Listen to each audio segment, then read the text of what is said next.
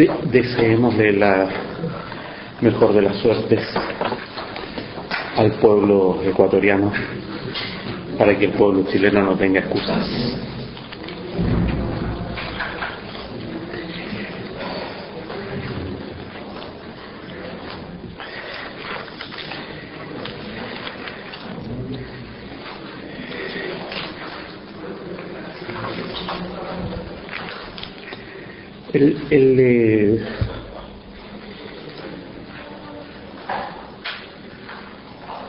Lo que estamos haciendo en estas 4 últimas sesiones es rodear, acercarnos, ver distintas entradas a la sección Fuerza y Entendimiento sin que estemos directamente leyéndolas, lo que vamos a hacer durante el segundo semestre. Siempre los miércoles a las 7, desde la primera semana de agosto, vamos a seguir entonces con esa sección, con Fuerza y Entendimiento. Ahora se trata de abordar cuestiones que están en juego ahí, ¿no? El plan general, la idea de ley, el tema de las materias independientes que veíamos la vez pasada. Ahora me importa ver brevemente como de lado el problema, el asunto del fenómeno, y un poquito más en detalle el otro asunto que es central en esta sección, que es el de la explicación.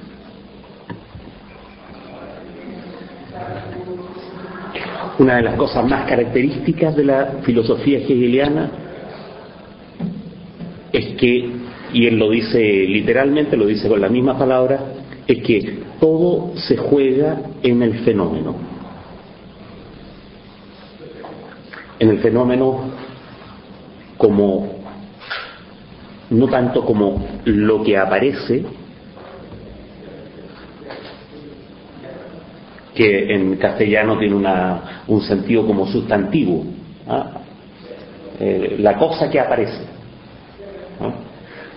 sino en sentido verbal, el fenómeno como el aparecer, la actividad de aparecer.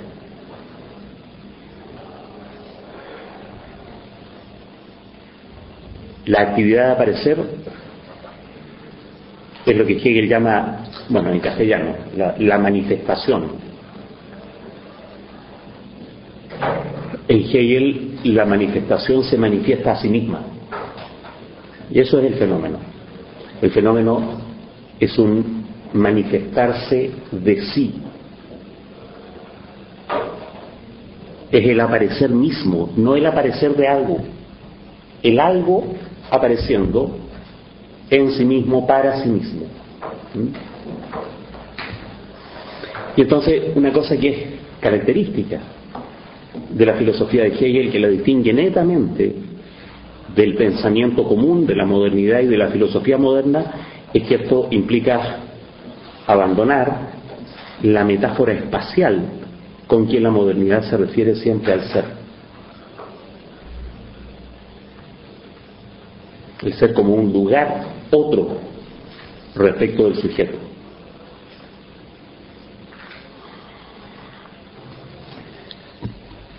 Ahora,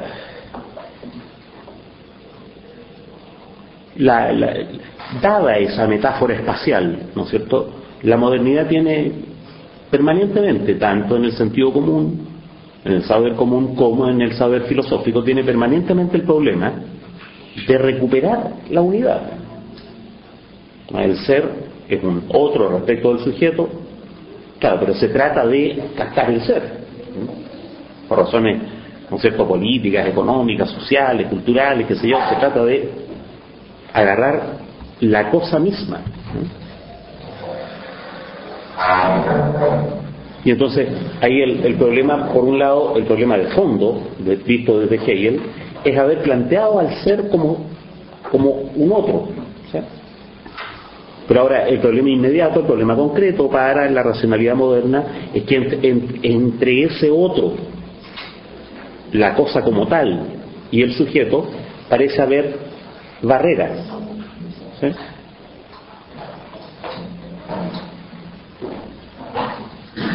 Me interesa distinguir el realismo, ¿no es cierto?, de el en sí kantiano, de nuevo, para comentar algo de la fenomenología de Husserl, ¿sí? De cómo la fenomenología de Husserl se parece en algún sentido a lo que Hegel va a plantear, ¿sí? Como recoge algo de lo que Hegel plantea, desde luego sin la menor intención de Husserl, que no tenía idea ni quería tener ninguna idea de Hegel. La exterioridad de lo que es para el realismo simple es la exterioridad, como hemos dicho, entre la cosa, que es lo que se piensa como objeto, y el individuo, que es lo que se piensa como sujeto. Y sería alcanzable sin más la cosa de manera transparente, si no fuera por un pequeño defecto que afea la realidad, que es el prejuicio. El prejuicio se interpone entre esta cosa. Si uno examina bien la lógica de esa interposición, en el fondo el que tiene la culpa de que haya prejuicio es el sujeto. No hay nadie en el objeto del suyo, nada que lo haga opaco. La opacidad, la falta de transparencia proviene del sujeto, en el fondo proviene de la pasión.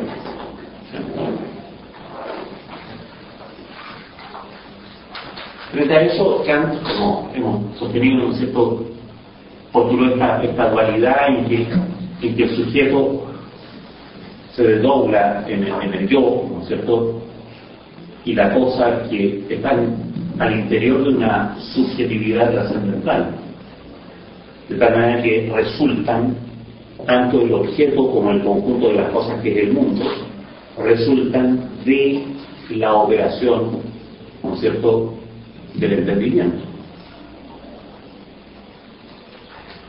El objeto es un resultado de la operación del entendimiento sobre un indeterminado puro.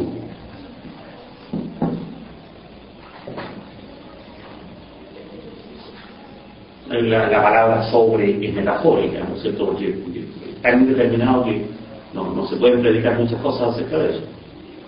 Pero aquí lo que me importa es que el objeto es un resultado de la operación del entendimiento. Y lo indeterminado es simplemente indeterminado. ¿El sujeto no es el resultado de la operación? El yo.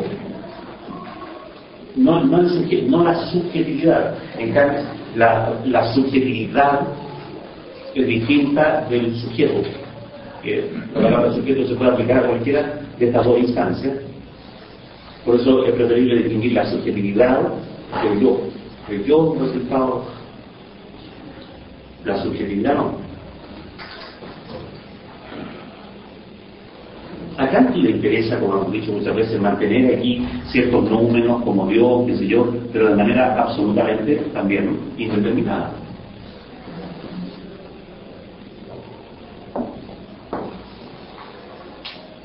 Ahora, que la verdad misma, la que es efectivamente verdad, sea incognoscible, es algo que para la modernidad no es aceptable. Que el objeto sea puramente construido, es decir, que se pueda identificar sin más la cosa con el objeto, es algo que para la modernidad en el fondo no es aceptable, este es un extremo.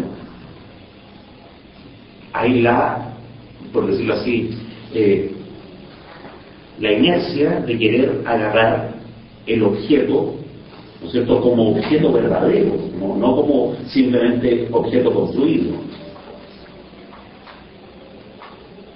Pero ahora la complicación para agarrar el objeto verdadero es doble. No solo el prejuicio, sino la operación del entendimiento, se interponen entre el sujeto y el objeto verdadero. Entonces hay dos dificultades. Esta dificultad está en el orden de lo pensado. Esta otra dificultad está en el orden de la operación del pensamiento.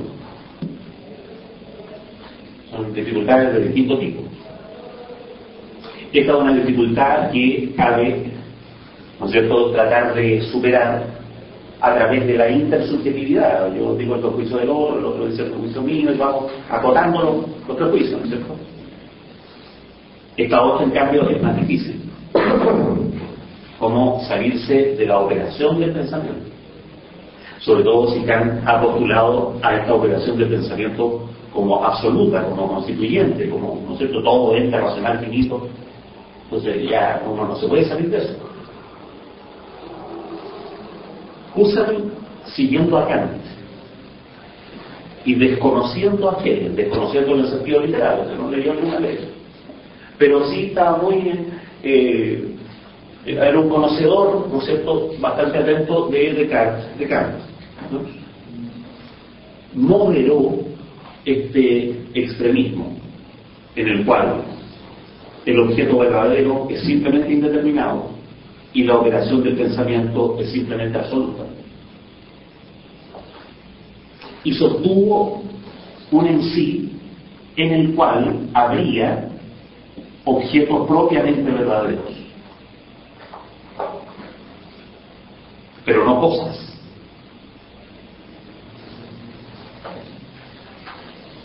En Husserl, el ámbito del fenómeno, que es el que contiene, ¿no es cierto?, a la cosa,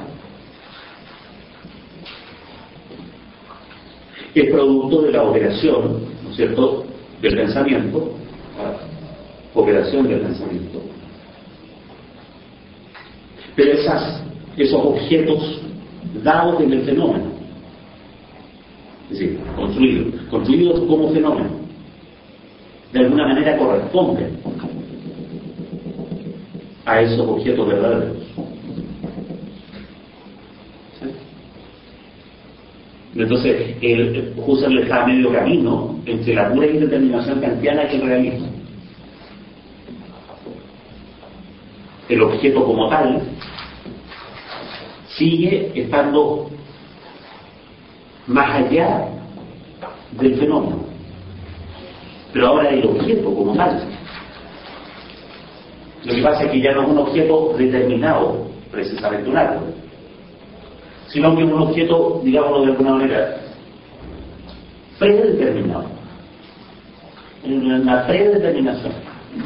Aquí hay una predeterminación que hace posible, ¿no es cierto?, ciertas construcciones. Esto puede ser construido, ¿no es cierto?, de esta manera, de esa manera. Esto puede ser construido de esa manera.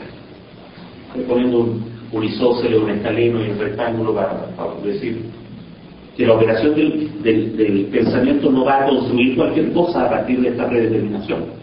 ¿Sí? Y entonces algo así, incognoscible, en esencia incognoscible, ¿no es cierto?, algo así como un triángulo allí. El hecho es que la operación del pensamiento no construye cualquier cosa con cualquier cosa. ¿Sí? Entonces no es el realismo porque los objetos no son determinados, pero no es Kant porque los objetos siguen siendo objetos que no son completamente indeterminados. ¿Sí? Son objetos por sí mismos. Entonces, lo que Husserl sostuvo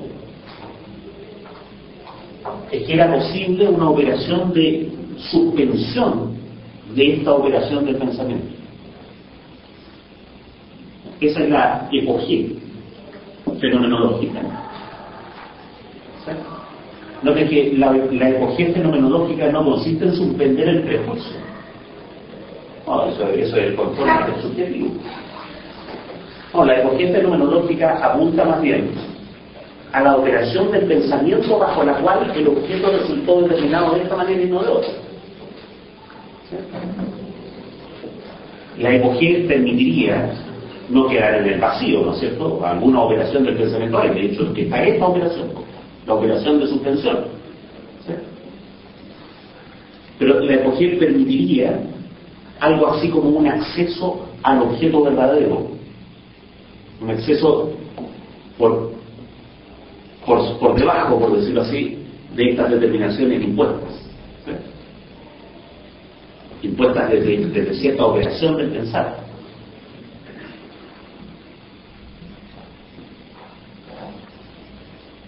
Entonces, esa cosa a medio camino me interesa porque tiene un cierto parentesco con lo que hace Hegel. A Hegel le interesa el objeto verdadero. Y entonces Hegel va a combatir esta indeterminación pura. Pero por otro lado, noten que esto, para que esta epogé sea posible, es necesario relativizar el carácter de la operación del pensamiento.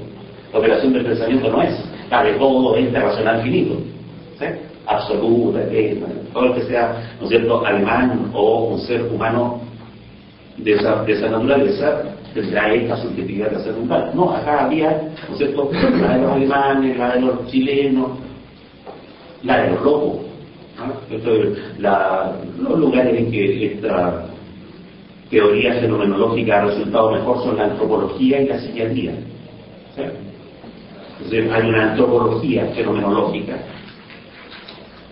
que se preocupa del asunto de que hay una cultura, ¿no es cierto?, que ha construido los objetos de una determinada manera. Bueno, pero hay que entrar en contacto con otra cultura que ha construido esos mismos objetos, ¿no es cierto?, de una manera distinta. ¿Sí? Entonces, ¿cómo de aquí esta otra cultura obtuvo eso? Debería de ser una especie de suspensión, no tanto del prejuicio occidental, sino de la operación del pensar occidental. Y entonces, si contra el prejuicio se puede invocar una metodología, encontrar el camino correcto entre medio de los prejuicios, contra estas operaciones del pensamiento se puede invocar una epistemología. Es decir, ¿cómo opera el saber? ¿Sí? Si uno sabe cómo opera el saber, entonces puede tratar de hacer esta suspensión. Si uno sabe que la racionalidad, ¿no es cierto?, occidental, los momios dicen occidental, no sé, cuando los americanos, a los alemanes les encanta eso. Bueno, pero si uno sabe que la racionalidad occidental es analítica, es atomista, es racionalista, bueno, tiene que hacer una cierta suspensión de esas operaciones cuando trata de empatizar con una cultura que es organicista, que piensa en términos de totalidad, etc.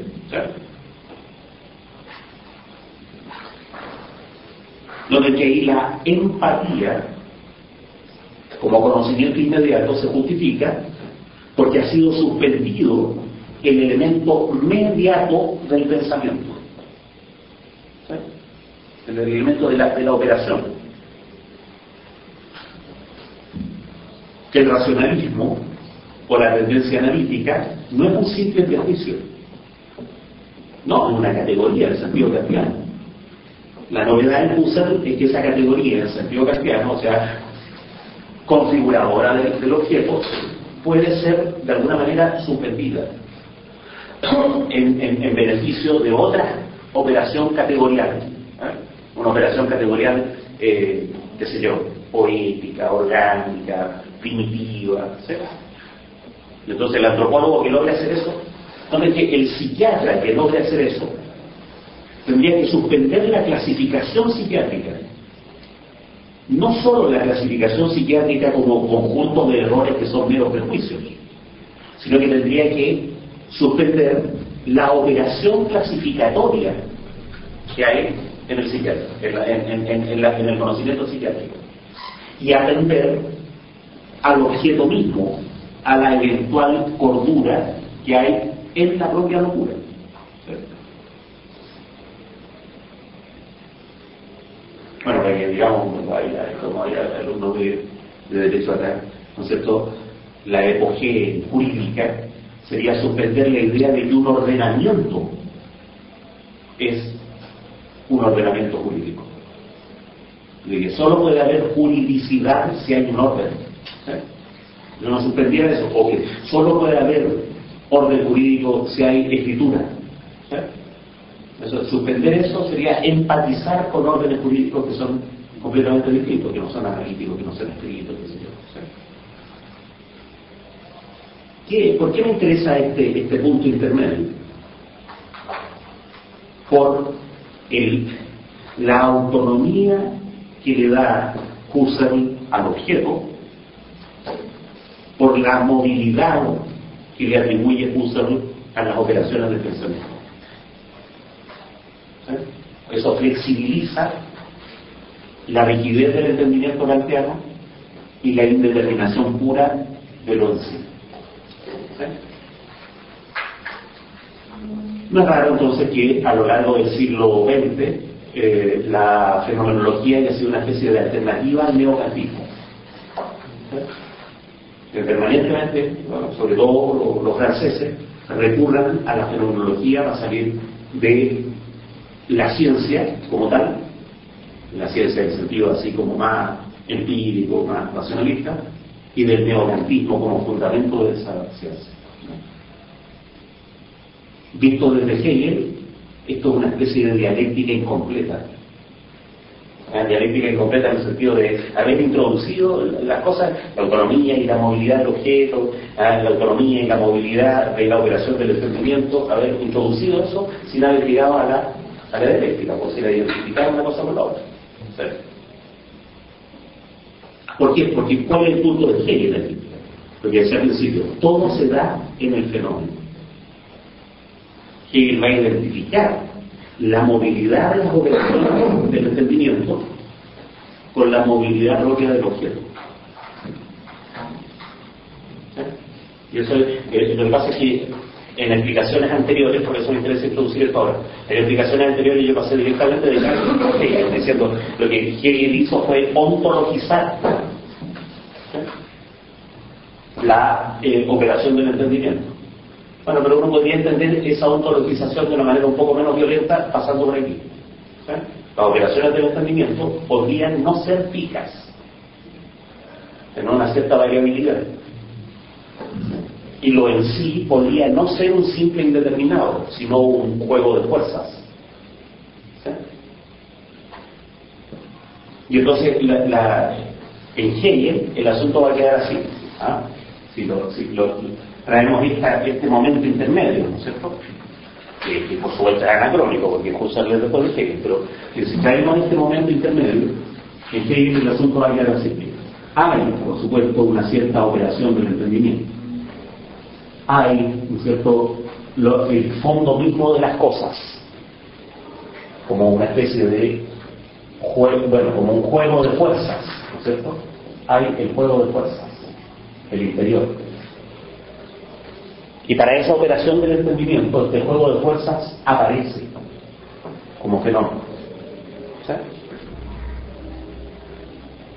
Entonces, aquí lo que va a ocurrir en Hegel es que el fenómeno va a ligar el juego de fuerzas que aparece como fenómeno con la legalidad del juego de fuerzas que se manifiesta ahí en el fenómeno. ¿Sí? Pero esta legalidad proviene del entendimiento. ¿Sí? Entonces lo que va a ocurrir es que todo ocurre en el fenómeno. En el fenómeno es donde están las fuerzas. Y en el fenómeno es donde está la ley del fenómeno. Del fenómeno. No la ley sobre el fenómeno, que trata acerca de los fenómenos, sino la legalidad del fenómeno mismo. Su legalidad. ¿Sí?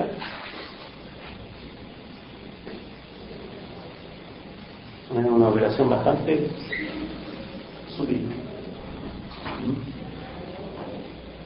Que como digo, se entiende mejor si uno pasa por esta transición que no se dio.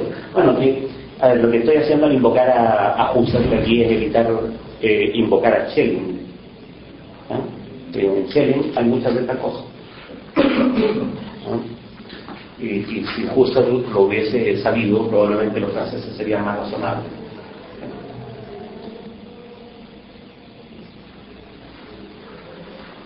Merleau-Ponty, por ejemplo. La fenomenología de la percepción de Merleau-Ponty pone una nota existencial en la fenomenología de Husserl que leída desde Hegel es una especie de absurdo, digamos. Hegel había hecho todas esas operaciones de manera mucho más profunda, más rica, más fundada, qué sé yo, 150 años antes. Digo, para los que contraigan el hábito malsano de dedicarse a estas cosas, la fenomenología de la percepción de Maurice Merleau-Ponty está de moda, absolutamente de moda.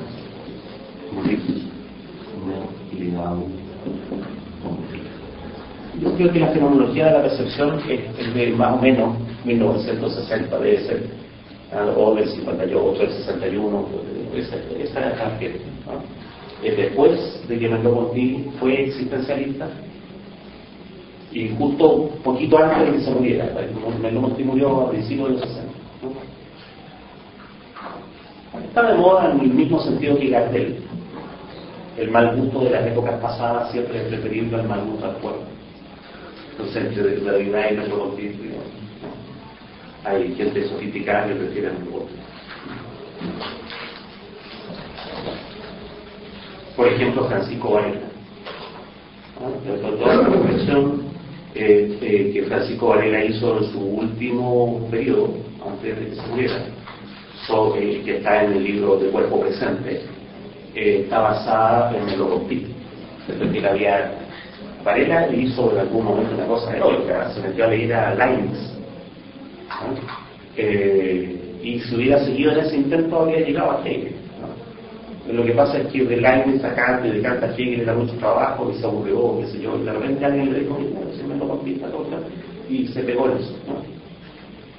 Es interesante la búsqueda, digamos, ¿no? Y es interesante la audición. Andaba buscando algo, era claro dónde lo podía encontrar, pero buscó en todos los demás lugares menos en ese. La manera en que Hegel va a conectar estos dos ámbitos, la manera en que los va a hacer coincidir en el fenómeno, pasa por la explicación. Ojo, porque estoy simplemente rodeando el texto, diciendo, se trata de esto, se trata de lo otro, y después vamos a leerlo directamente, ¿no? Entonces, un rodeo posible es esto de cómo el ser del juego de fuerza y la operación del entendimiento se hacen reales en su manifestarse como fenómeno. Eso, ¿sí? Así como se hace real esto, ¿no? Que es real porque hay una realidad aquí, porque hay una operación acá, ¿sí? Entonces, efectivo, por ejemplo, acá en términos psiquiátricos, efectivamente hay un loco. Entonces, hay un loco, loco, que una novela temporal, o efectivamente hay un primitivo en términos antropológicos. Es primitivo, no entiende la ley de causalidad, es inútil tratar de explicarle la multiplicación, por ejemplo, hay pueblos que no logran entender la multiplicación, ¿sí? Entonces eso es verdad. Lo que pasa es que detrás de ese primitivismo hay dos cosas: algo en él mismo, en el primitivo, y algo en la operación del pensamiento que lo pone en ese lugar de primitivo, ¿sí? No es completamente falso que es primitivo, pero la verdad de esa afirmación, estos son primitivos, ¿no? No es que hay pueblos que no logran contar más allá de 10, ¿no? Se cuentan, ¿no es cierto?, 8, 9, 10, muchos. No tienen nombre para los números más allá del 10. Entonces, pónganse la mano en el corazón con todo el cariño ecologista que quieran, pero son primitivos. Ustedes se lo entienden. Es difícil que lleguen, no sé, para inventar la agricultura o a tirar cohetes a la luna. Entonces, esa afirmación, son primitivos, tiene una verdad compartida. Por un lado, la verdad de esa afirmación proviene de algo que ellos son, y es verdad que son así. Pero por otro lado, la verdad de esa afirmación proviene de la operación del pensamiento desde la cual nosotros consideramos esa verdad. En ese sentido, el primitivismo se juega en el fenómeno. Se le está poniendo por los dos lados. No es un mero prejuicio que sean primitivos. Si fuera un mero prejuicio, levantamos el prejuicio y descubrimos que no son primitivos. ¿Sí? Pero por otro lado, no es el objeto verdadero. ¿Sí? Ese es el... soy la iglesia pánica de Cristo.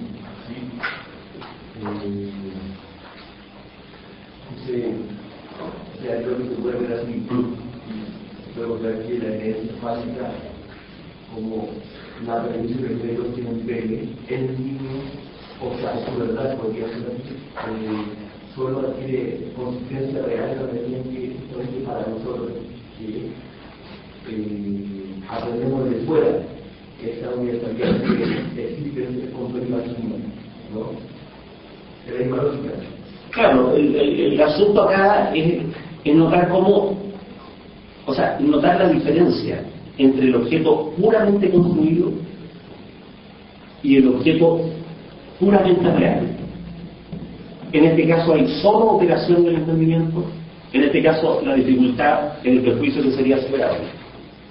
Ya, hay una situación intermedia entre esas dos.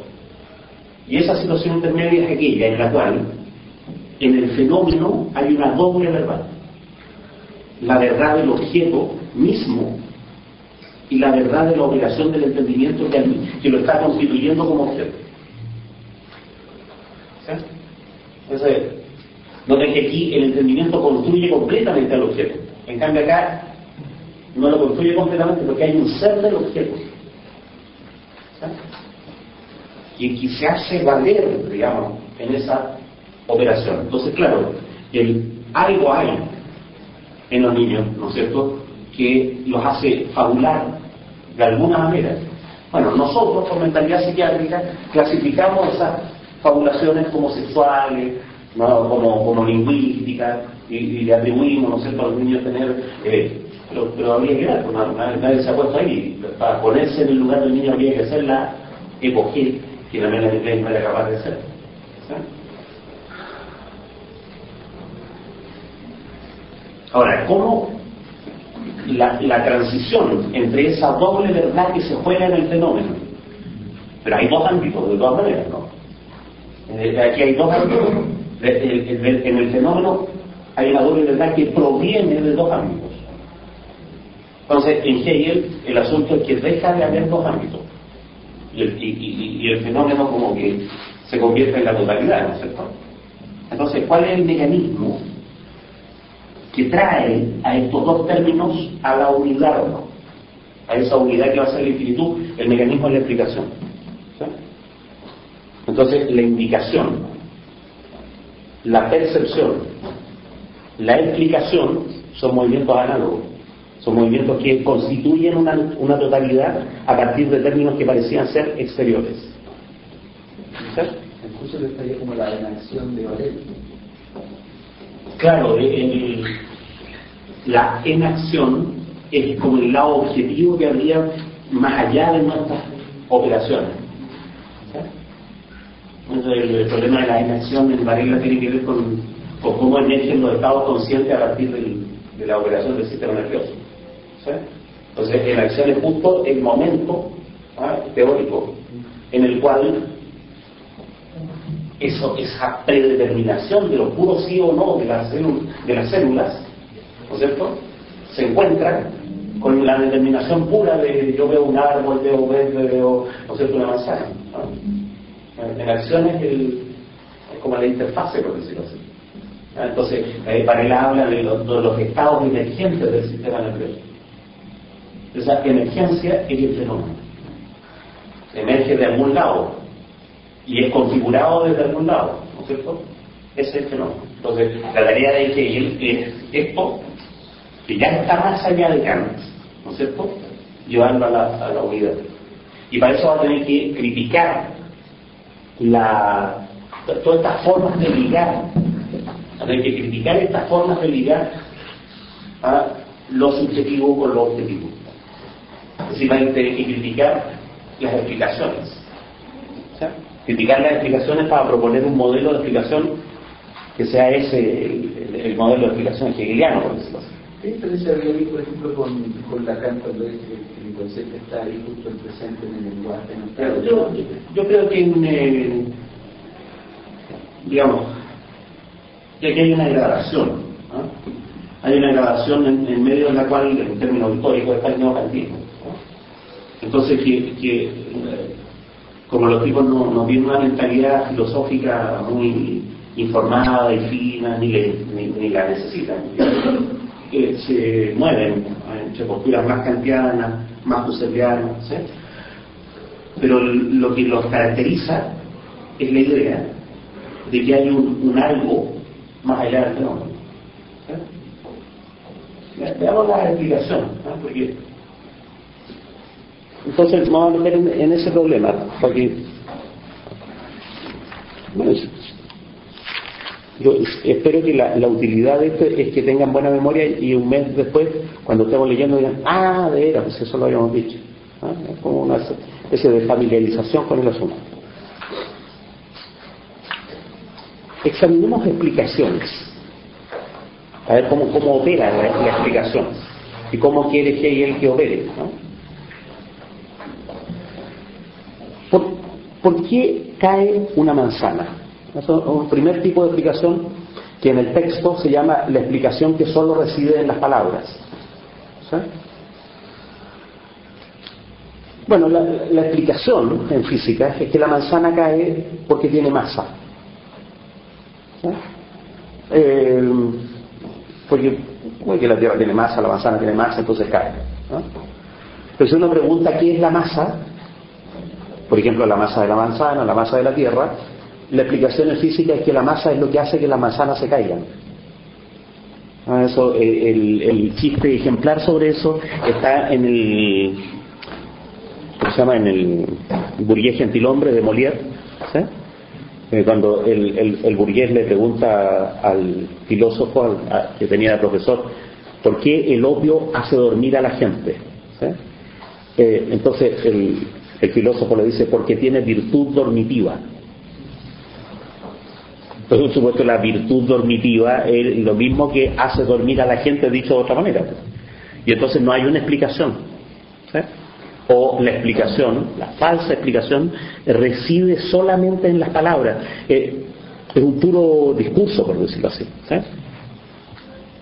Entonces, cuando Leibniz le pregunta a Newton a través de Clarke, ¿no es cierto?, ¿por qué caen las manzanas?, ¿no? Newton responde de esta manera, a la manera de la virtud dormitiva. Bueno, porque tienen masa, y sobre lo que es la masa yo no hago hipótesis, ¿sí? Noten que esa explicación elude la explicación. En vez de explicar, se le pone un nombre a algo, ¿sí? ¿Por qué cuando uno frota una peineta, ¿no es cierto?, el pelo se pega o se pegan papelitos?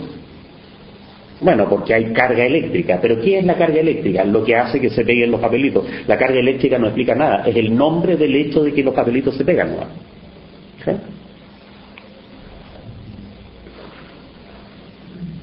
Aquí el defecto de esta primera forma de explicación no es solo que no explica nada, es la manera en que no explica nada. ¿Sí? Elude la explicación describiendo algo. O sea, repite, vamos a ver eso en el texto, ¿eh? Entonces, Hegel dice cada rato, y esta explicación es tautológica. Repite el fenómeno con otras palabras. Le pone un nombre, el ponerle un nombre repite lo mismo con otras palabras, lo resume. Veamos la manera en que una ley física newtoniana explica algo. Un segundo tipo de... lo mismo, el mismo defecto, pero de una manera un poco más específica. ¿Por qué se demoró 5 segundos en caer? Bueno, se demoró 5 segundos en caer porque la ley que regía su caída, ¿no es cierto?, establecía eso. Fíjense qué tipo de explicación es esa. La ley es la explicación. En buena cuenta lo que hemos dicho es que dado H, entonces T. ¿No es cierto? Se demoró 5 segundos porque cayó de esa altura. Pero de nuevo, noten que lo que esta explicación hace no es realmente generar la conexión entre el espacio y el tiempo. Lo que esta explicación hace es describir la conexión entre el espacio y el tiempo. El espacio y el tiempo siguen siendo exteriores. No hay nada de necesario en que esta sea la ley. De repente uno dice, oiga, ¿sabe que no sé si han ido al MIM, al Museo Interactivo? En el Museo Interactivo hay una parte donde se pueden crear burbujas de aire, ¿no es cierto?, en aceite bien denso. Entonces las burbujas de aire suben, y suben, primero suben en contra de la ley de caída libre, y segundo, suben con una ley que no es del cuadrado del tiempo, que es como la quinta potencia del tiempo. ¿Sí? ¿Qué pasaría si la ley fuera, ¿no es cierto?, g de cubo? Podría ser. Y si fuera, ¿no es cierto?, de raíz de g por t, ¿no es cierto?, a la cuarta potencia, podría ser. No hay nada necesario en eso. No se sigue de que haya tiempo y de que haya espacio el hecho de que la relación sea esta. Entonces, para Hegel eso es un defecto. Incluso depende del tamaño de la burbuja. Depende del tamaño de la burbuja, depende de la viscosidad, ¿no es cierto? No, o sea, un organismo puede ser una burbuja cristal, que una grande y en el caso de la chica. Es bonito eso. Primero, es hermoso que la ley de gravitación funcione al revés. Es hermoso porque muestra que la ley de gravitación es una superstición, ¿no? Una superstición que se opera en el vacío. Y si no hay vacío, entonces ya... Y de eso estamos hablando de si es cierto que la ley conecta los términos de manera necesaria e interna. Pero perdón, alguien podría decir que en realidad la burbuja que sube, sino que el aceite que cae de acuerdo a la ley. Claro, pero eso es un mero relato.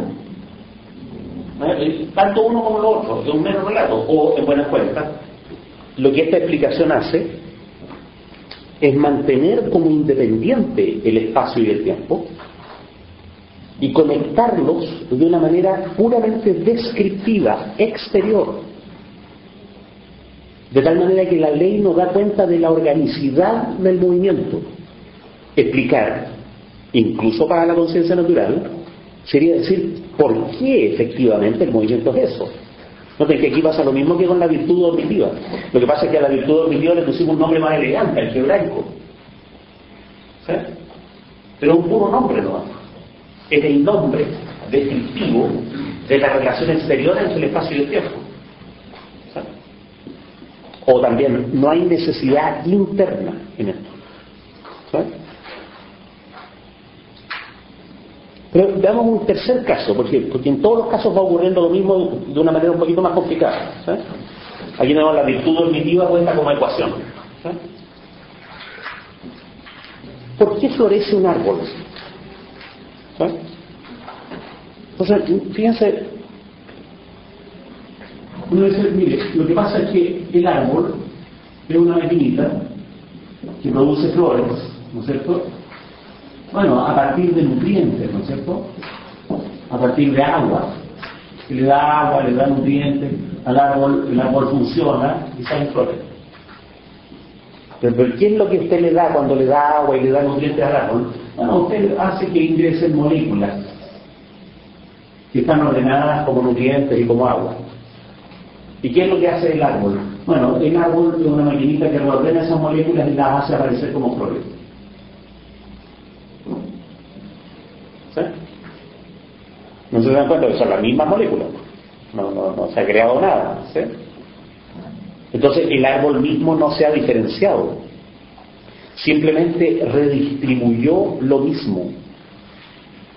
De tal manera que en la causa y en el efecto hay lo mismo. Y entonces la explicación lo que hace es simplemente relacionar lo mismo con lo mismo. Las moléculas que antes se llamaban nutrientes, ahora se llaman flor. Lo que uno podría decir es que o sea, lo que uno podría describir es que en realidad lo que hace el árbol es generar una cierta organización. Sigue siendo descriptivo, pero hay una organización. Claro, y uno podría decir, mire, que la organización que tenían como nutrientes ahora es una organización distinta, como un recuerdo. Las dos cosas, la forma y el contenido. Como forma eran nutrientes, como forma son flor, como contenido eran nutrientes, como contenido eran flor, pero en el fondo era lo mismo. ¿Sí? O si ustedes quieren, en el fondo lo único que cambia es la forma, no el contenido. Aquí estaban las moléculas en forma de nutrientes y aquí están las moléculas en forma de flor. ¿Sí? Es que depende de si uno... Sí.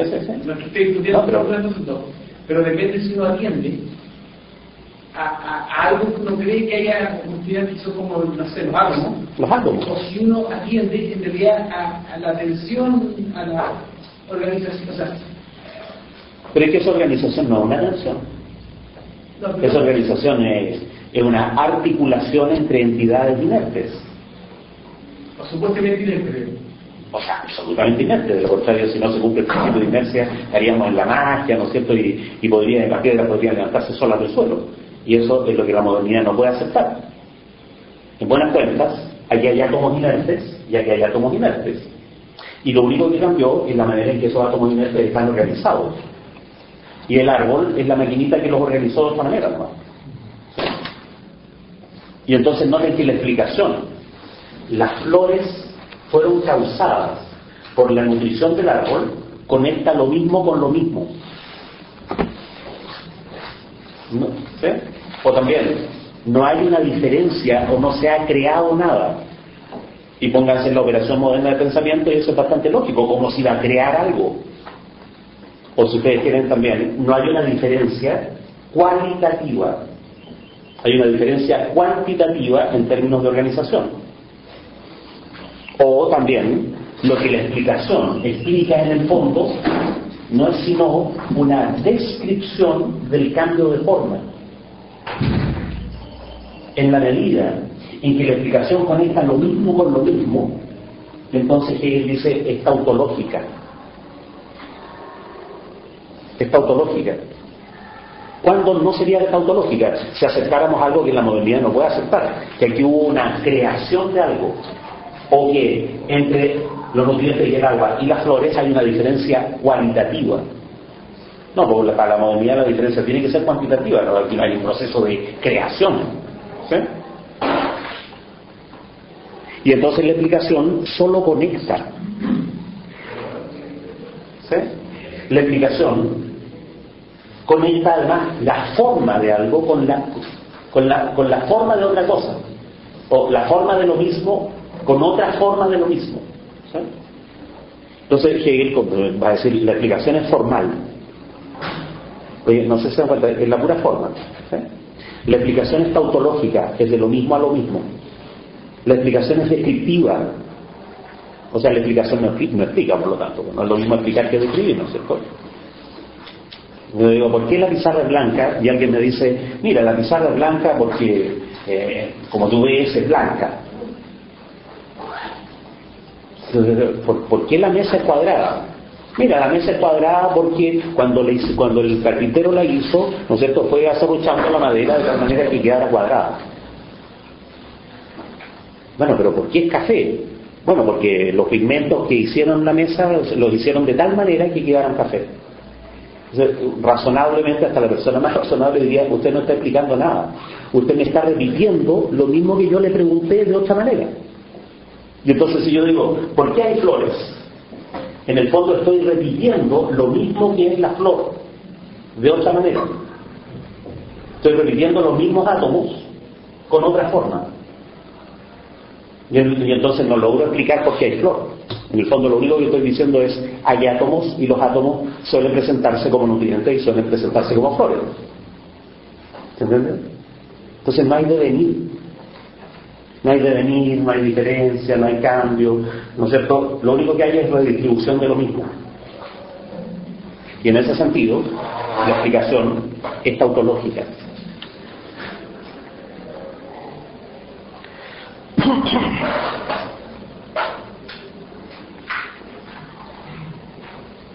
Hegel dice, en ese sentido,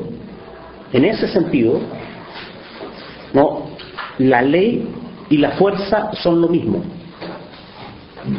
porque lo que ocurre y la ley, la explicación que yo estoy dando de lo que ocurre, son la misma cosa. Lo que pasa es que la ley repite con otras palabras lo que es la cosa misma. ¿Por qué la pizarra es blanca? Porque es blanca. ¿Por qué los átomos aparecieron como flor? Bueno, porque los átomos suelen aparecer como flor cuando se meten en un árbol siendo antes nutrientes. ¿Sí? O sea, en la cosa misma no hay diferencia. Pero también entre la ley y la cosa no hay diferencia. La ley es una especie de recurso retórico, ¿no?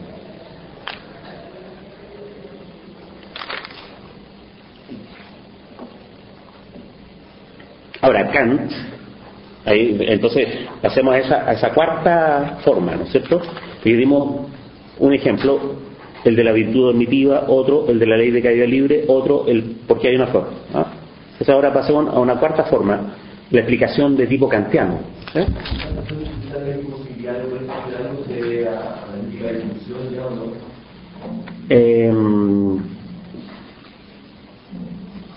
La imposibilidad de explicar algo en términos que...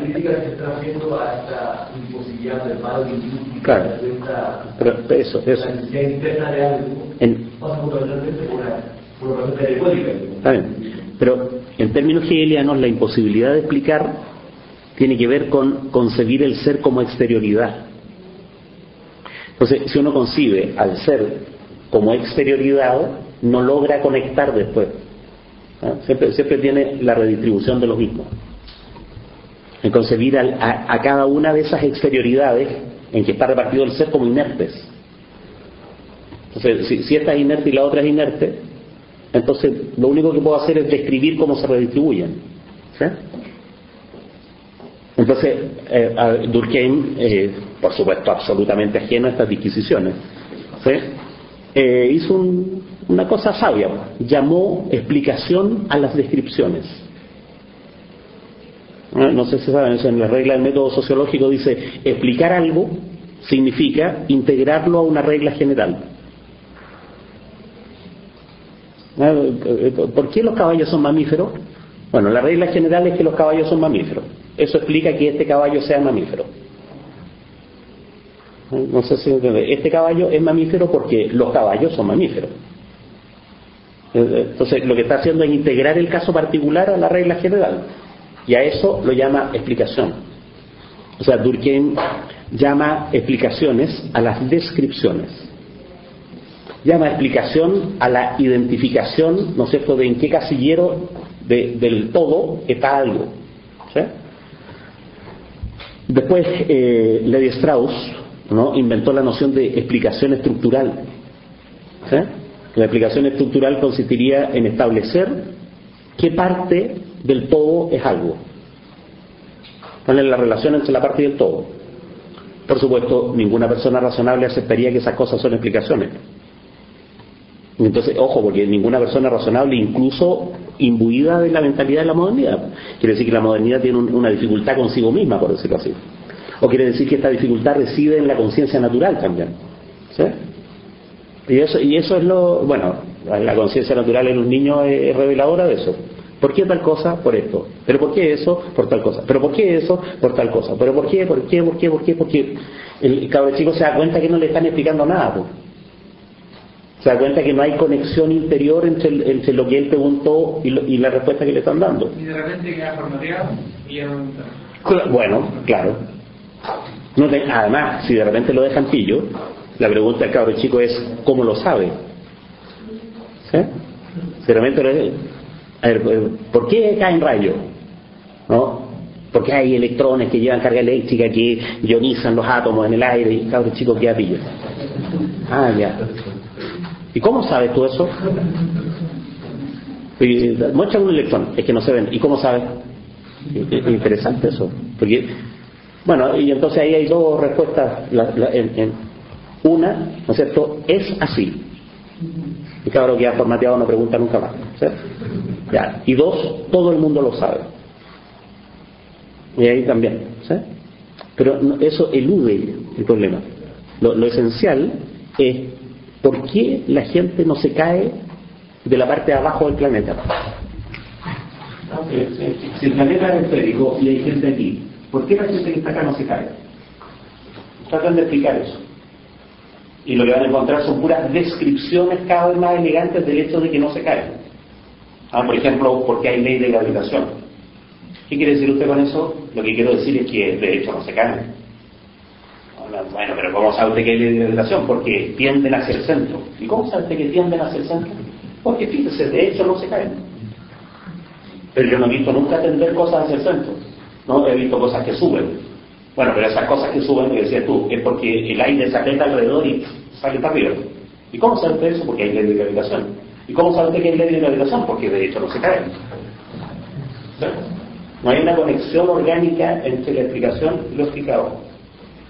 Y esa conexión en el fondo es porque no hay una conexión orgánica entre este objeto y este otro. Como la relación es exterior, no puedo poner algo para hacer una conexión interior entre las dos cosas. La exterioridad de los objetos ya impide, como premisa, la conexión interior. Para aceptar que hay una conexión interior, este objeto tendría que tener una cierta fluidez que le permita como mezclarse con el otro. Este objeto tendría que dejar de ser inerte, tener un devenir en el mismo. ¿Sí? Entonces, bueno, pues eso ya no estamos en la modernidad. ¿Sí? ¿Sí son patriotas los alumnos del ARCE o no? Si son patriotas quiere decir que pasó algo malo. En cambio, si son auténticamente alumnos del ARCE, deberían estar aplaudiendo a Ecuador.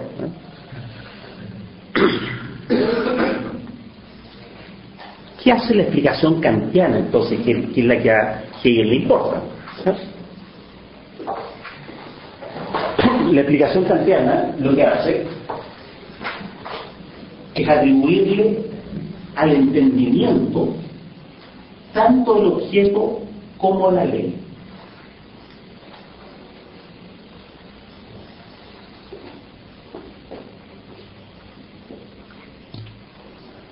¿Sí?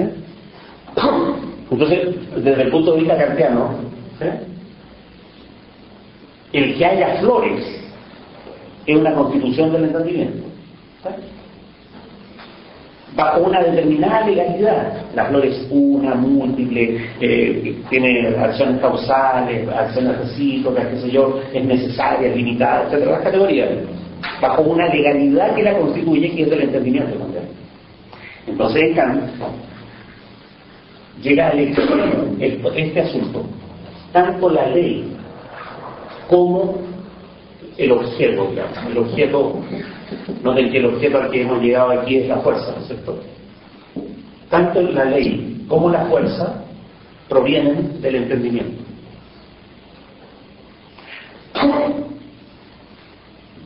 Entonces, ¿por qué hay flores? Porque el entendimiento la constituye. ¿Y por qué las flores tienen esas leyes? Porque el entendimiento le dio esa legalidad.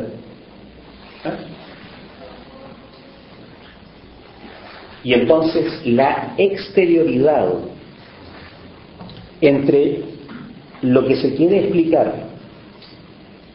la explicación y lo verdadero, llega al máximo. Al máximo. Lo que se quiere explicar es el objeto.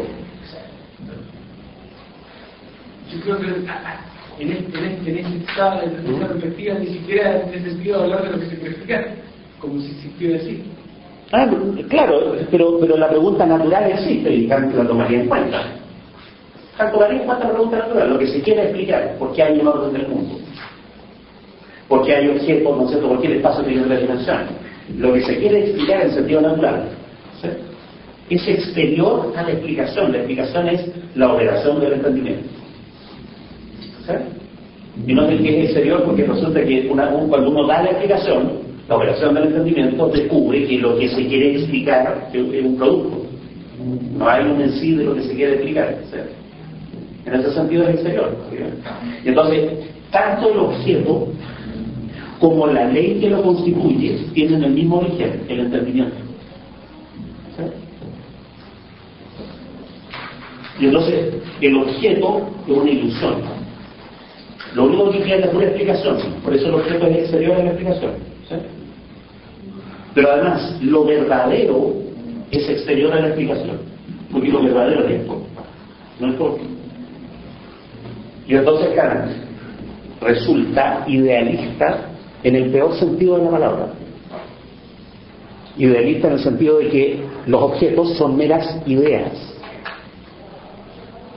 Meras ideas, y no ven que ahí cuando Kant dice, oiga, pero hay indeterminado, el indeterminado no ofrece la menor constancia, no ofrece ninguna evidencia de que haya indeterminado. No, en realidad usted es un idealista.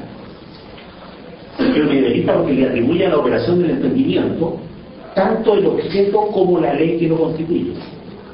Y entonces el objeto verdadero no tiene ningún movimiento interno, ninguna diferencia. ¿Sí?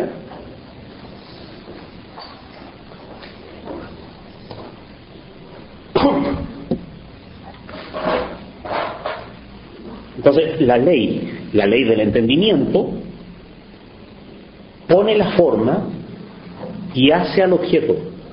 Entonces la ley y el objeto son la misma cosa. ¿Por qué Kant no puso el en sí determinado en el entendimiento de la ley? Porque eso es paganismo, pues. Eso es paganismo. Si el viejo mierda tenía todo bien calculado, ¿no? No, Dios tiene que ser incalculable. Dios tiene que ser indeterminado para que los individuos sean auténticamente responsables y para que no puedan invocar, ¿no es cierto?, un fraudulento espíritu del pueblo para explicar por qué hicieron lo que hicieron. No, son responsables en sentido absoluto. ¿Sí? Y la única manera de ser responsable en sentido absoluto es que su voluntad libre no depende del contexto en que viven, ni depende de un Dios que les sopla en la oreja qué es lo correcto y qué es lo incorrecto. Para que Dios sea completamente indeterminado. Dios necesita ser indeterminado para que la libertad sea realmente radical. Entonces, por eso la ética que a Kant le interesaba es una ética radicalmente abstracta, digamos. Una ética de ideales. En cambio, exactamente al revés, la ética que a Hegel le importa es una ética situada. No es que no haya responsabilidad, lo que pasa es que la responsabilidad está situada. Digamos, el ejemplo casi se ¿cómo está esto en la nueva categoría de explicación y está como ejemplo de los principios antrópicos? Pero vamos por parte porque ahí hay otro brazo del asunto. Pero dejémoslo pendiente por un ratito. A ver, con la explicación kantiana, el objeto verdadero mismo carece de diferencia, de necesidad, de organicidad.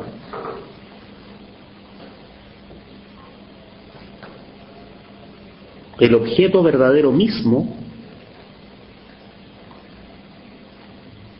no tiene, solo es susceptible de conexión. Conexión en el sentido de juntar, pues el entendimiento junta una cosa con la otra. Entonces carece de necesidad propia, carece de organicidad propia, carece de diferencia. La necesidad la pone el entendimiento, la diferencia la pone el entendimiento, la organicidad la pone el entendimiento. El objeto es un indeterminado. Y entonces Hegel dice en la enciclopedia, dice, Kant procede igual que Hume. Esta explicación solo reside en las palabras. Y entonces asimila esta situación, que es bien sofisticada, a la primera. O sea, de los distintos ejemplos de explicación, el primero era el de la virtud cognitiva, ¿no? En el fondo Kant le está poniendo nombre a las cosas, pero no está explicando nada. Le está poniendo un montón de nombres. Está inventando un sistema de casillas para ir ubicando todo lo que de hecho observamos, pero no está explicando nada. ¿Por qué? Porque el objeto verdadero queda más allá de su mecanismo explicativo. Se podría decir así, Kant hizo la maravilla, ¿no?, de explicar todo salvo el objeto verdadero. Y lo que explicó, no explicó nada. No sé si entiende. ¿Qué otra cosa puede haber que no sea el objeto verdadero? Si el objeto verdadero es el asunto mismo. Entonces, ¿qué clase de cosas explicó Kant? No explicó nada. La explicación reside solo en las palabras, dice Hegel. ¿Qué tendría que ser la explicación para explicar algo? ¿Sí? A ver, ¿por qué Kant procede igual que Hume? Porque mantiene la exterioridad de los términos. Porque la explicación no toca a lo explicado. ¿Sí?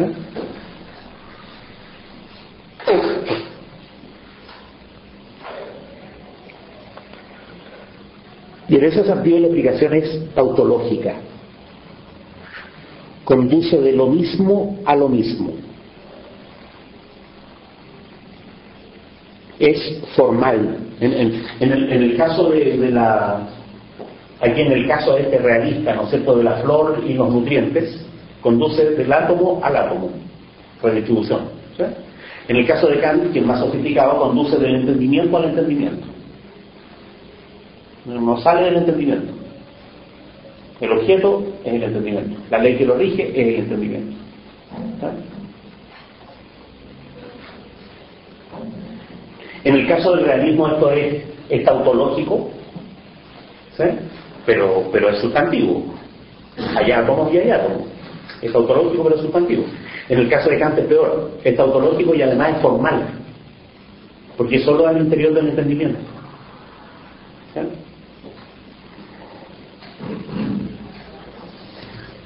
Y entonces las diferencias son diferencias indiferentes, dice que no son diferencias cualitativas, son diferencias o entre lo mismo, lo que no es una diferencia, o diferencias solo del entendimiento, lo que tampoco es una diferencia, es una diferencia que, como digo, solo reside en las palabras.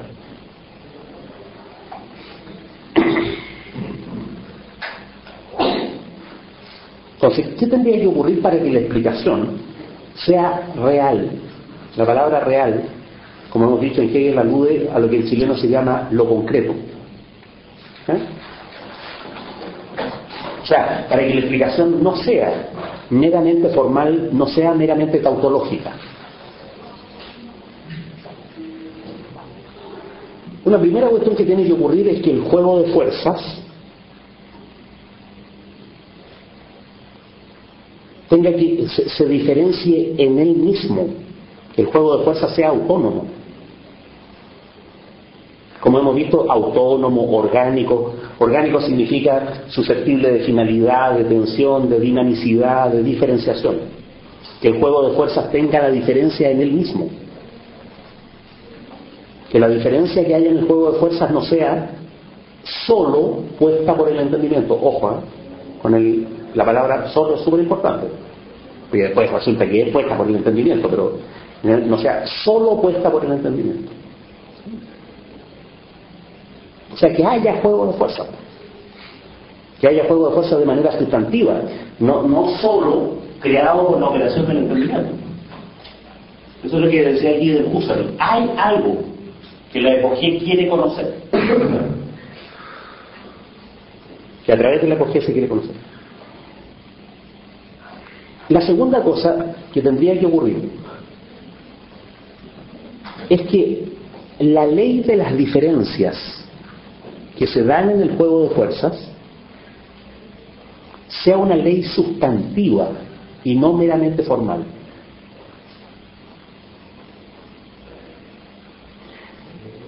La ley de las diferencias sea una ley sustantiva. En eso Hegel se aleja pero profundamente de la mentalidad moderna. Pues noten que en el primer punto la modernidad es capaz de concebir un juego de fuerzas por sí mismo, ¿no es cierto? Esta indeterminación que es predeterminada pero que está más allá del acto de conocer, ¿sí? Es eso. De hecho, cuando imaginamos el en sí kantiano lo imaginamos de esa manera, si nadie imagina lo indeterminado, ¿eh? No, uno imagina que algo hay que se mueve uno imagina una especie de arcilla, digamos, ¿eh? Y con esa arcilla el entendimiento hace cosas. Entonces, en el primer punto, que el juego de fuerzas tenga una cierta autonomía orgánica y qué sé yo, no hay grandes dificultades para el pensamiento moderno. La dificultad, yo creo más grave, es entender la ley como algo sustantivo. Porque resulta que para la modernidad la ley es este tipo de cosas. Es una relación descriptiva entre términos exteriores. ¿Eh? O sea, la ley es una organización de los nombres.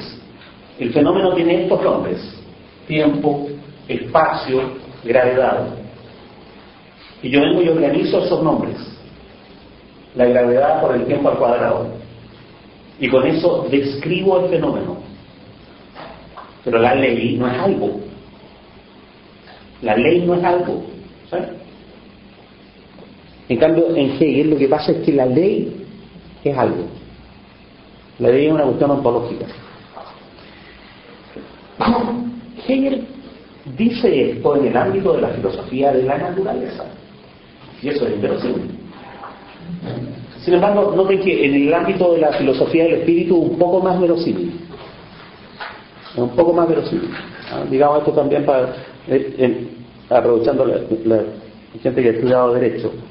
El orden jurídico constituye a una sociedad de manera, uno podría pensarlo, no inverosímil, de manera sustantiva. Sustantiva, es decir, las leyes hacen que la gente sea como es. ¿Sí? Bueno, ahí hay una sustantividad espiritual, por decirlo así, ¿no?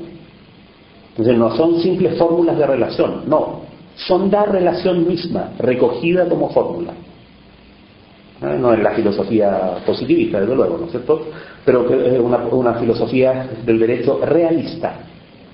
En una filosofía del derecho realista, las leyes, las que están escritas como leyes, no puede ser. Cada vez más alarmado, la situación se agrava. Sería bonito,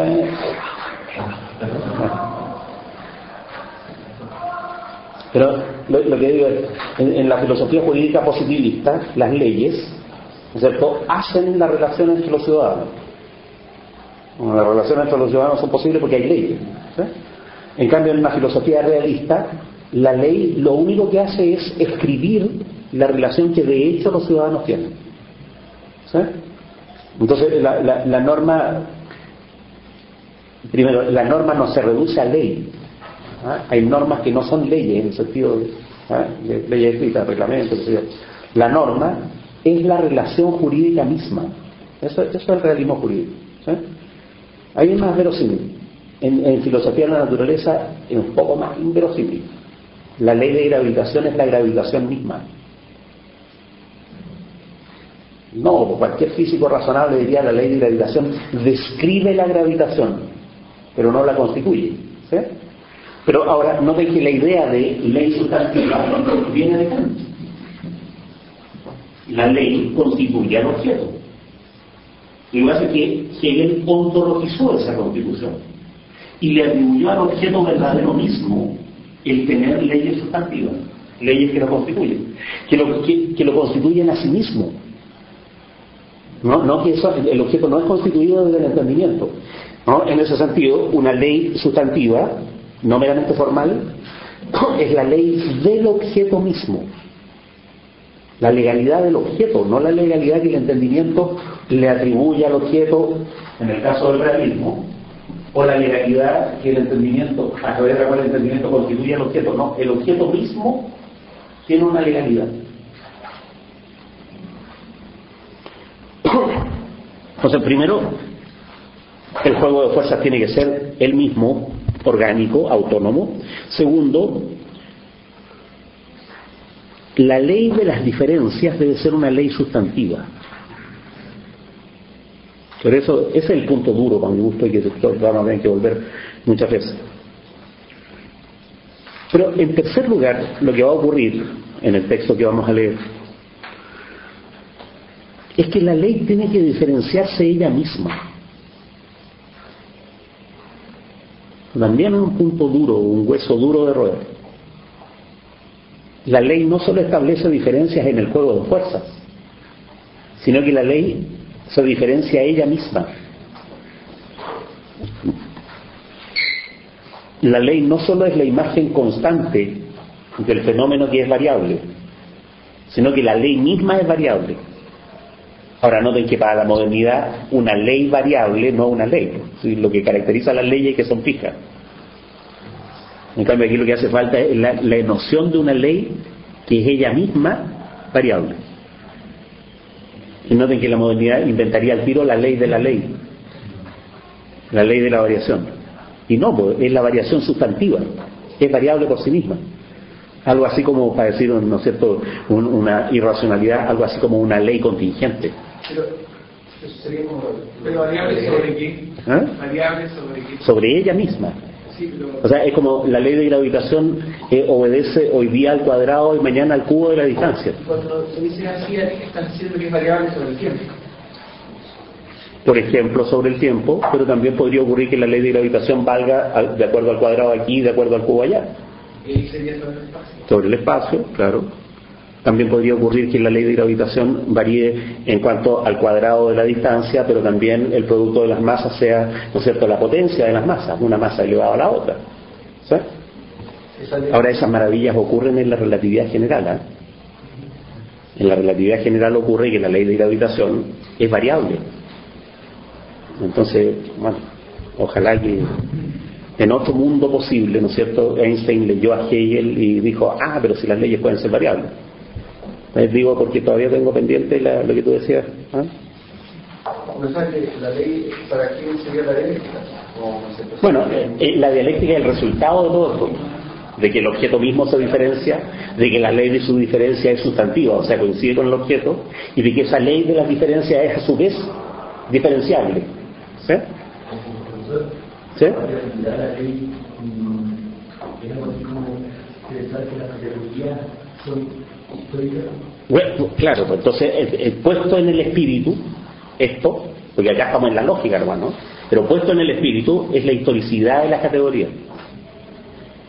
Y esa historicidad de las categorías es a perder el plan kantiano, porque uno podría decir, ¿no es cierto?, los seres humanos son racionales, libres, ¿no es cierto?, de manera absoluta, después de la Revolución Francesa.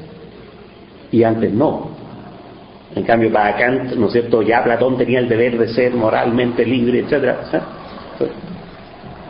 Y por último, la ley de la diferencia, que es ella misma diferenciable, ¿no es cierto?, tiene que coincidir con lo diferenciado. O sea, tiene que ser absoluta. A ver, voy a ponerle nombres a las cosas que he dicho, para que la explicación sea real. El primer punto, que el juego de fuerzas tenga en el mismo la diferenciación, es lo que hemos llamado la organicidad del juego de fuerzas, es orgánico. El segundo punto, que la ley de la diferencia sea sustantiva, es que sea ontológica. El tercer punto, que la ley de la diferencia se diferencia a sí misma, es que sea una ley negativa. Orgánica, ontológica, negativa. Y el último punto es que la ley de las diferencias coincida con aquello que diferencia, con el juego de fuerzas. que la ley coincida con el juego de jueces. ¿Sí?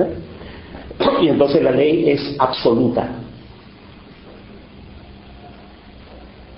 Entonces, esa coincidencia, la fuerza, la ley orgánica, ontológica, negativa, absoluta, esa coincidencia es la infinitud.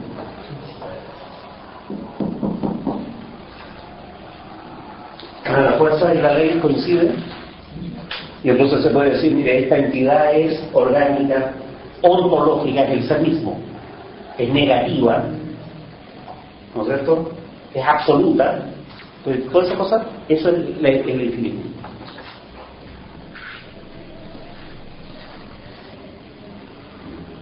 O sea, el movimiento de la explicación entendida de esta manera coincide con lo que Hegel va a llamar infinitud.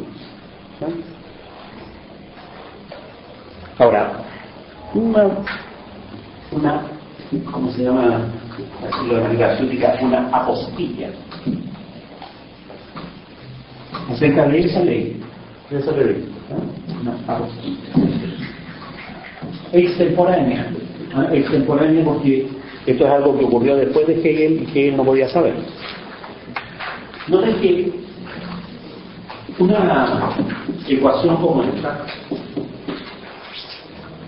es externa y no explica nada, ¿no es cierto? Como ya decíamos, no explica nada porque no conecta los términos.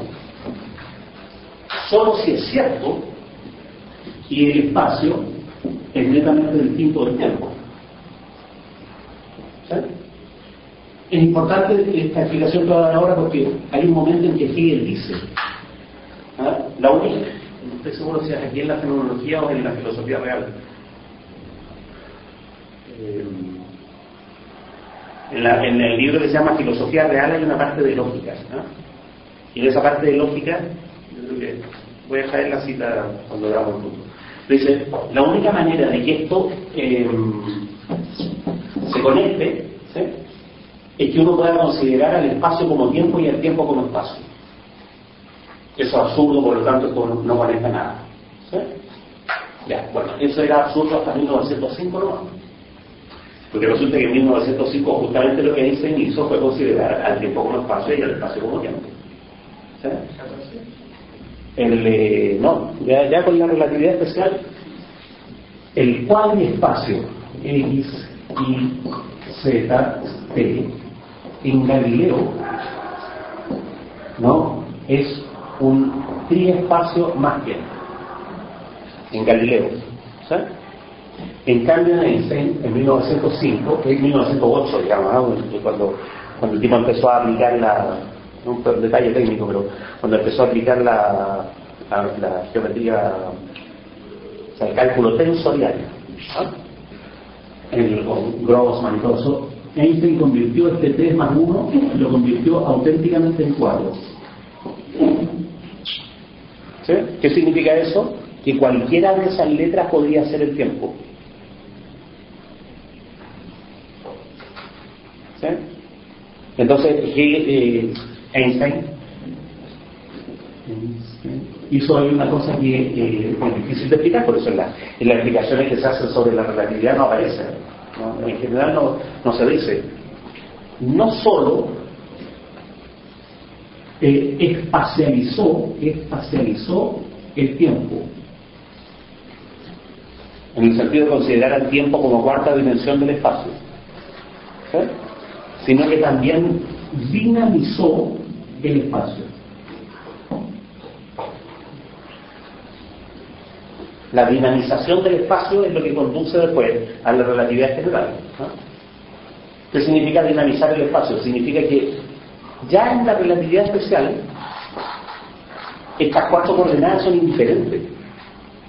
Hay un continuo cuadridimensional en que cualquiera de las coordenadas puede ser el tiempo. Entonces hay cálculos, la mayoría de los cálculos, en que el tiempo es lo que nosotros medimos con los relojes.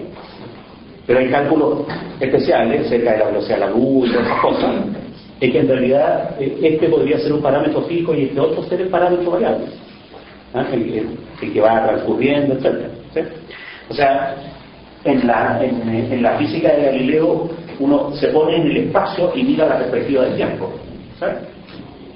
Lo pone en un gráfico, ¿no? Esto es lo que ocurrió a lo largo del tiempo en el espacio. En cambio, en la relatividad especial uno se puede poner en cualquier coordenada como perspectiva.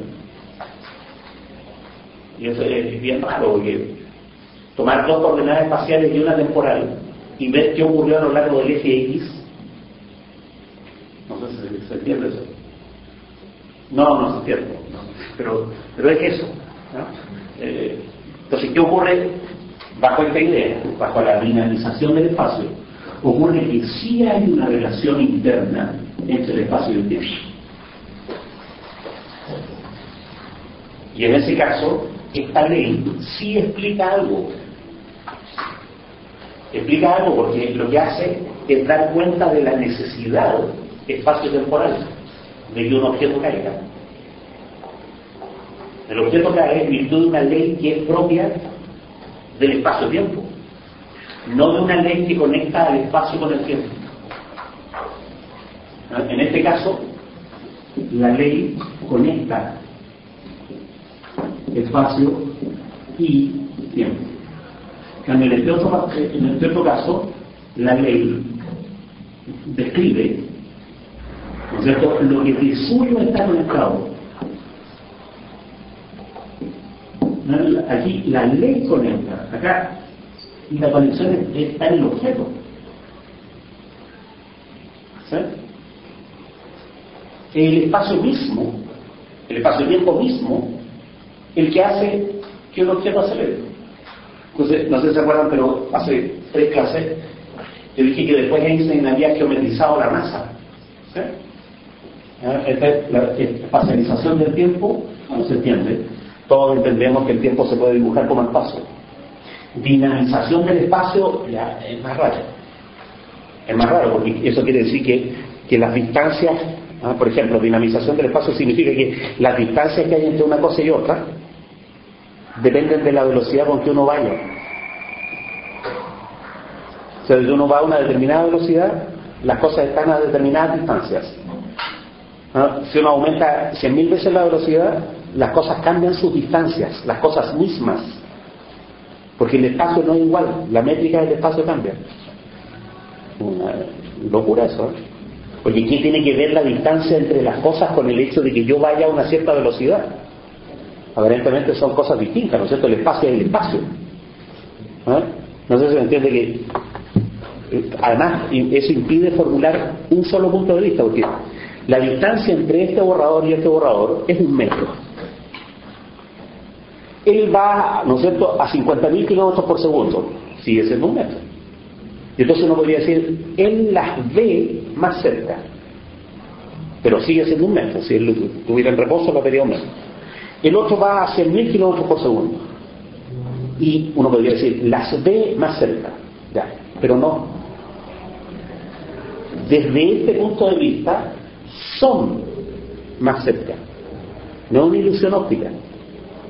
Y desde otro punto de vista, son más cerca, lo que implica que los dos observadores no se pueden poner de acuerdo en absoluto, porque el universo es distinto según la velocidad con que uno vaya.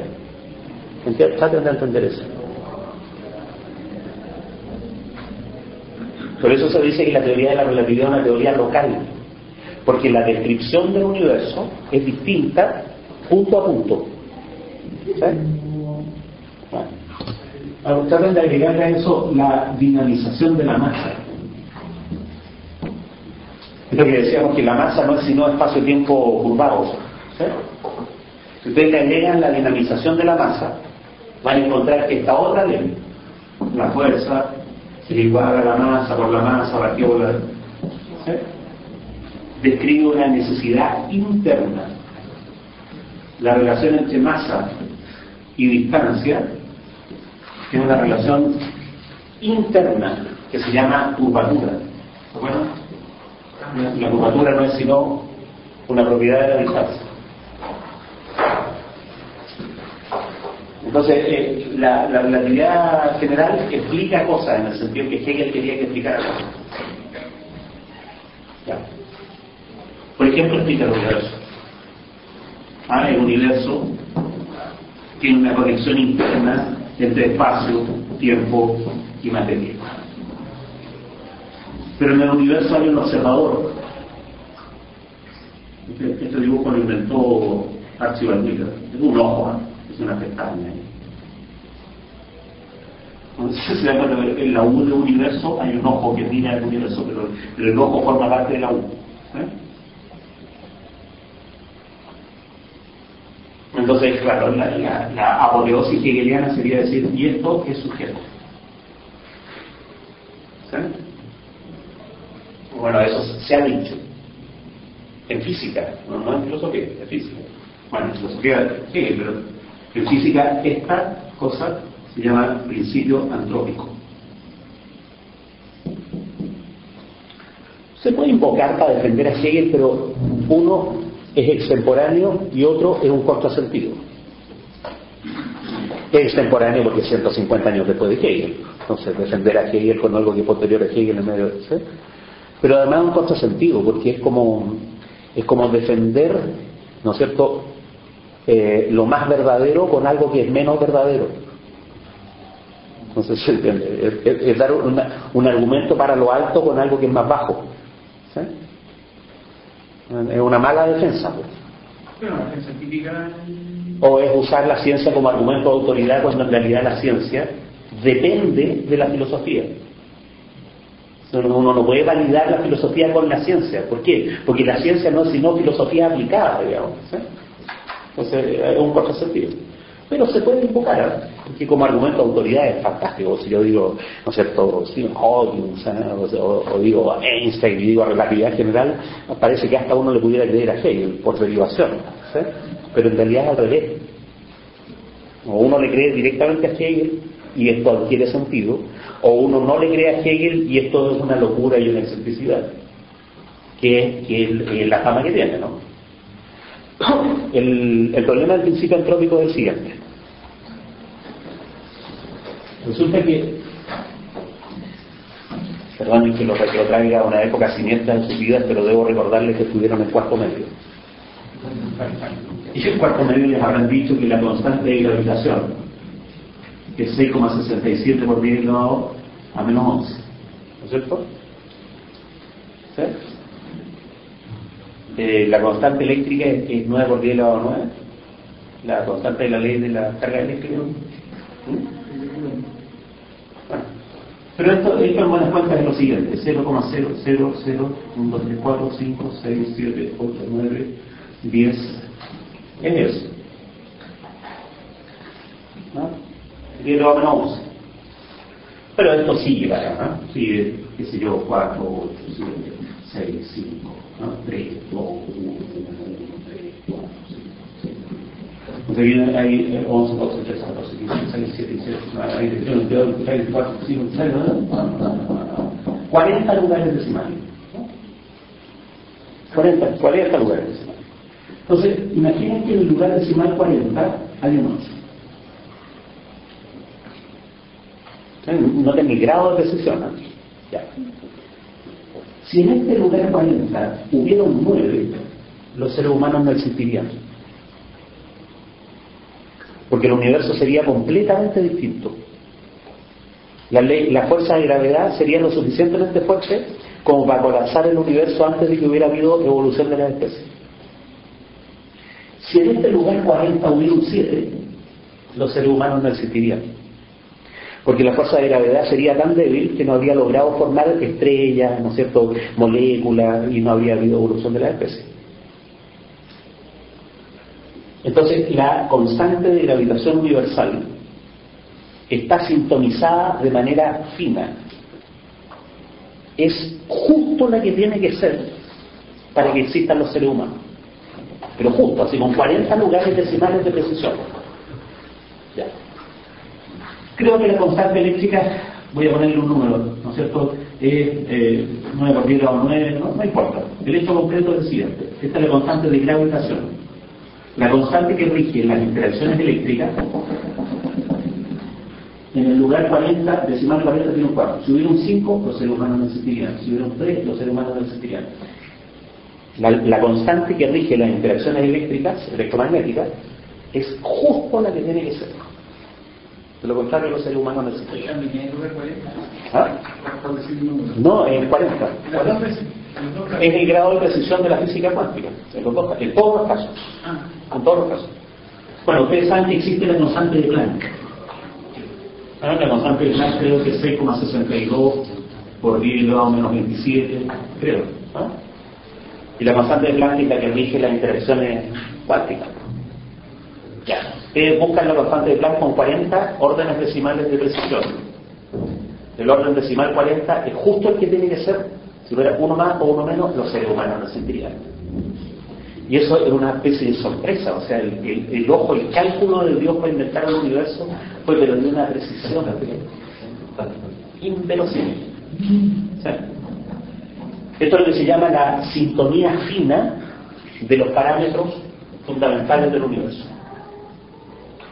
La constante de gravitación, la constante eléctrica, la constante de estructura fina, ¿no? Que es la de las interacciones nucleares, la constante de Planck, la velocidad de la luz, ¿sí? Todas esas, no, que son hartas cosas y son distintas entre sí. Todas estas cosas que rigen ámbitos de fenómenos distintos tienen un valor tal que es exactamente el que tiene que haber para que existan los seres humanos. Exactamente en este grado de precisión. ¿Sí? Entonces la pregunta es ¿por qué son tan precisas? ¿Sí? Ahora, noten que supongamos que sabemos esta constante, sabemos esa, sabemos esa y sabemos esa, pero no sabemos muy bien esta. Entonces uno podría hacer lo siguiente, decir, ¿sabes qué? Si esta está sintonizada fina, esta también. Entonces yo podría calcular cuánto tiene que ser esta constante para que existan los seres humanos. ¿Sí? Y eso se hizo. Una que no se conocía. ¿Cuánto tiene que ser? Ya, tiene que ser tal, porque si fuera uno menos no existiría. ¿Sí? Ya. Y después se midió.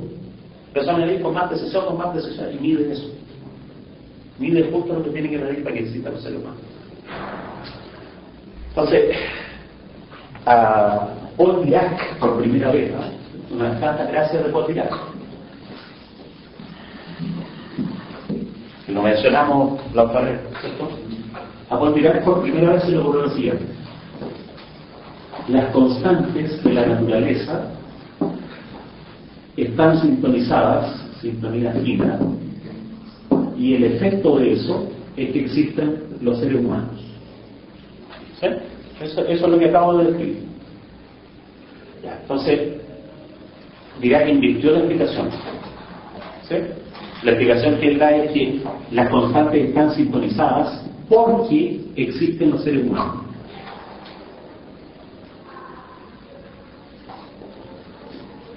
O sea, no es que los seres humanos existan porque la naturaleza es así. Es al revés. La naturaleza es así porque existen los seres humanos. Entonces, hay formulaciones fuertes y formulaciones débiles. Esa es la formulación fuerte. Por eso, hay formulaciones fuertes y formulaciones débiles del principio antrópico. Porque noten que la formulación fuerte es escandalosamente hegeliana. Las características del objeto dependen del sujeto. ¿Sí? Y eso no hay ni un físico que lo acepte. La formulación débil es que una condición mínima para la estructura del universo es que tienen que existir los seres humanos. ¿Por qué se puede formular esa condición mínima? Porque de hecho existen los seres humanos. O sea, el universo no podría tener características tales que no existan los seres humanos. ¿Por qué? Porque de hecho existen los seres humanos. Entonces, si uno saca la cuenta para atrás, el Big Bang no puede ser de cualquier manera. Tiene que ser de una determinada manera que tenga como efecto 20.000 millones de años después que existamos nosotros. Sí, quiere decir que el ser humano un poquito los parámetros en o sea, ni siquiera hay nucleones, digamos. O sea, por eso, claro, la catástrofe es absoluta. Es absoluta, no es que ser humano, que que no habría galaxias, no habría estrellas, no habría moléculas. No habría nucleones, no habría sí, claro. O sea, cuando Einstein decía que Dios había dado la patada inicial del universo, el Big Bang era la patada inicial del universo, ¿no? Una patada inicial Dinero, si hubiera equivocado, ¿se dan cuenta? Entonces, el principio antrópico es bien subversivo, porque una interpretación posible es que las características del universo dependen de los seres humanos. Y eso la mayoría, el 99% de los físicos no lo aceptan. Uno de los defensores, el que inventó este cuento, al pasar, Dirac estaba traumatizado por su papá. Su papá era matemático, bien súper exigente, y entonces él revolucionó la física, y un día su papá se murió. Y cuando su papá se murió, ¡pum!, no hizo nunca más ninguna idea genial, aparentemente, porque después se le ocurrieron otras cosas, todo el mundo queda así como medio escañado, el típico sabio tonto, digamos, que parecía súper genial, hacía clases de física cuántica, muy competente, pero no sacó ningún paper espectacular como lo que había sacado hasta más o menos los 33 años, y murió a los 70 años, ¿sí? Y entonces los papers posteriores a la muerte del papá están llenos de extravagancias o inconsistencias. Entonces, más de alguien ha comentado que a lo mejor esas extravagancias e inconsistencias son como las de Kepler. En la época de Kepler, las teorías de Kepler eran extravagantes e inconsistentes. Pero pasaron 100 años, ¿no es cierto?, y Newton las convirtió en gravitación universal y fundamentos de la mecánica.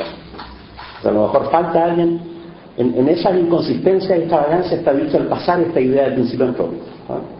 Uno de los defensores actuales, ya se murió ya creo, es John Archibald Wheeler. Nunca sé cómo se escribe Wheeler, pero supongamos que se escribe así. Fabricante de ruedas. Wheeler. Una vez en alguna parte, ¿no es cierto? Ustedes pónganla en donde lo pongan. Yo sé que hay así con H. John Archibald Wheeler tiene el mérito extravagante de haber inventado el nombre Black Holes. Él fue el que le puso hoyo negro a los hoyos negros. Antes de llamarse hoyos negros se llamaban singularidades gravitatorias, que es el nombre correcto. Discutiendo con Richard Feynman, ¿no? No sé, pues de un continente a otro, a las 4 de la mañana, digo, ya sé por qué todos los electrones del universo son iguales. No sé si lo saben, pero todos los electrones del universo son exactamente iguales. Y Feynman, ¿no es cierto? ¿Por qué? Mira, aquí en París son las 4 de la mañana, pero es una idea muy buena, se me acaba de ocurrir. A ver, ¿por qué son todos iguales? Porque todos los electrones del universo son el mismo electrón que atraviesa el presente desde el pasado hacia el futuro infinitas veces. Y nosotros no alcanzamos a ver eso, sino que lo que vemos es el momento presente del universo, con un montón de electrones, pero son todos el mismo. Está avanzando y retrocediendo en el tiempo. En Archibald Wheeler. A esos niveles de profundidad los tipos son bastante ingeniosos, ¿no? Y en la medida en que son ingeniosos son impopulares. Y nadie quiere hacer la tesis con ellos, y todo el mundo lo repele, así como extravagante. Pero no del queso de bien. Piensen en Everett III, ¿cómo se llama? Hugh Everett III, esto de la interpretación pluricósmica de la física cuántica. ¿Sí? Cada vez que hay una interacción, el cosmos se divide en dos. Un cosmos entero en que ocurrió la interacción y otro en que no ocurrió. Ese es el jardín de los senderos que se bifurcan de Borges. ¿Sí? Hay una teoría cuántica, ¿no?, que interpreta el universo como una infinidad de universos paralelos. No hay filosofía suficiente como para esa física. Es como si Newton hubiera existido antes de Descartes. Claro, existió Descartes y la física de Newton es coherente bajo unas determinadas premisas filosóficas. Acá Newton existe antes de Descartes. No hay el Descartes que formule las premisas filosóficas de una física como esa. Son cosas que le pueden preguntar a Jorge Sanil, y él tiene más paciencia que Claudio Bunster, ¿no? Y tiene más tiempo también, ¿no es cierto? No tiene tanto que hablar con el presidente de la República. Le pueden ir a preguntar, ¿no? Y van a ver cómo oye, Sanelli es físico competente, ¿no? Van a ver como la mezcla de admiración e incredulidad con que él relata estas cosas. Admiración, fíjate lo que se le ocurrió, incredulidad, pero esto es súper raro, ¿eh? Pero él sabe internamente que es coherente, pero claro, en realidad no hay mucha gente, ¿sí? Yo creo que el Descartes anterior a Newton existió. Jorge Guillermo Federico Hegel. En el siglo XXV, la física del siglo XXI va a tener un fundamento filosófico.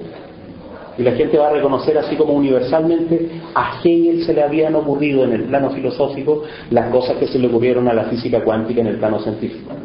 Así como hoy día nosotros reconocemos que a Descartes se le habían ocurrido en el plano filosófico las cosas que a Newton y a Linneo y a Darwin se le ocurrieron en el plano científico. ¿Se entiende? Esa afiliación entre filosofía y ciencia, yo creo que sí. Eso es. Entonces, quedan abandonados a su libre albedrío hasta el primer miércoles de agosto. ¿Sí?